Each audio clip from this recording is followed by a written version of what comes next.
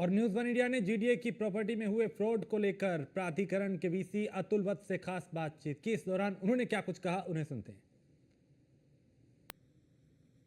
गाजियाबाद विकास प्राधिकरण में सबसे आम शिकायतें प्रॉपर्टी को लेकर होती हैं और ये शिकायतें दिन पर दिन बढ़ती जा रही है। इसी समस्या को लेकर जो गाजियाबाद के विकास प्राधिकरण के वीसी हैं अतुल वत्स, उन्होंने एक मैनेजमेंट तैयार किया प्रॉपर्टी मैनेजमेंट को लेकर, और अब चूंकि वो जल्दी ही लॉन्च होने वाला है और ज़ोर शोर से उसकी तैयारियां चल रही हैं। सर, बहुत बहुत स्वागत है आपका न्यूज़ वन इंडिया में। ये बताइए कि इस सिस्टम की ज़रूरत आखिर क्यों पड़ी? देखिए, गाज़ियाबाद विकास प्राधिकरण एक बड़ा विकास प्राधिकरण है। ये यहाँ पे बहुत सारे प्रॉपर्टीज़ हैं। बहुत पुराना विकास प्राधिकरण है, लगभग 56-57 हम लोगों की स्कीम्स हैं। और प्रॉपर्टीज़ में केवल नई प्रॉपर्टी का सृजन नहीं, बल्कि जो एग्जिस्टिंग प्रॉपर्टीज़ हैं उनकी म्यूटेशन, उनकी खरीद फरोख्त, उसे दर्ज करना, ये सब भी होता रहता है। तो क्योंकि एक आवश्यकता थी इन सब चीज़ों को थोड़ा सुलभ करने की और आसान करने की, म्यूटेशन को आसान करने की। यदि हमें किसी प्रॉपर्टी के ऊपर कोई सूचना चाहिए तो वो तत्काल ऑनलाइन निकल सके। यदि हमें म्यूटेशन के लिए अप्लाई करना है तो जनहित पोर्टल पे म्यूटेशन के लिए तो अप्लाई हो जाता है, लेकिन क्या उस प्रॉपर्टी अगेंस्ट कोई ड्यूज़ हैं, तो ये सब चीज़ें हम लोग ऑनलाइन नहीं देख पाते। तो इन चीज़ों को ऑनलाइन लेकर आने के लिए हम लोगों ने प्रयास किया है और शासन के निर्देश में ही इसको प्रयास किया गया है, क्योंकि शासन का भी ई ऑफिस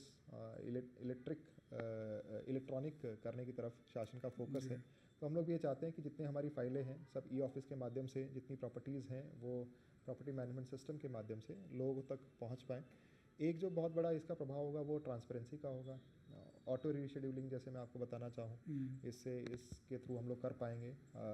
अगर किसी व्यक्ति के पास मान लीजिए उसको 10 लाख रुपए अगर जमा करने हैं और अचानक उसके पास कोई एफडी अगर उसने ब्रेक कर दिया, कोई और प्रॉपर्टी बेच के वो हमारी देयता जमा करना चाहता है, तो उसको जमा करने में उसे काफ़ी समय लग जाता है, क्योंकि ऑफलाइन फाइलें मूव होती हैं या एक स्टेप वार, अब तो ऑनलाइन सिस्टम आ गया, उसके थ्रू मूव होती है। यदि प्रॉपर्टी मैनेजमेंट सिस्टम आ जाएगा तो ऑटोमेटिक रीशेड्यूलिंग की भी उसको व्यवस्था मिल जाएगी और काफ़ी आसानी से, काफ़ी सुगमता से हम लोग इसको कर पाएंगे।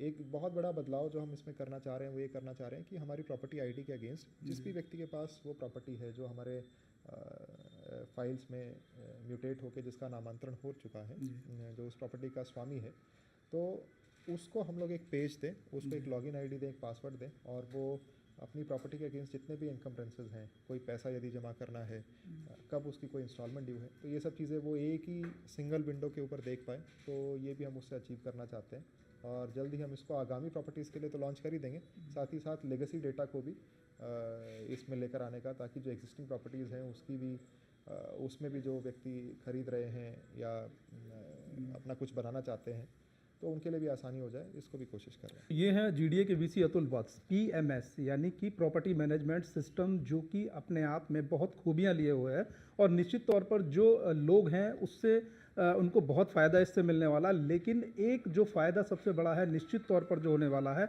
वो है जीडीए की जो प्रॉपर्टी है उसके नाम पर जो फ्रॉड होता है उसमें भारी जो कमी है वो देखने को मिलेगी और धीरे धीरे माना जा रहा है कि वो फ्रॉड भी खत्म होंगे।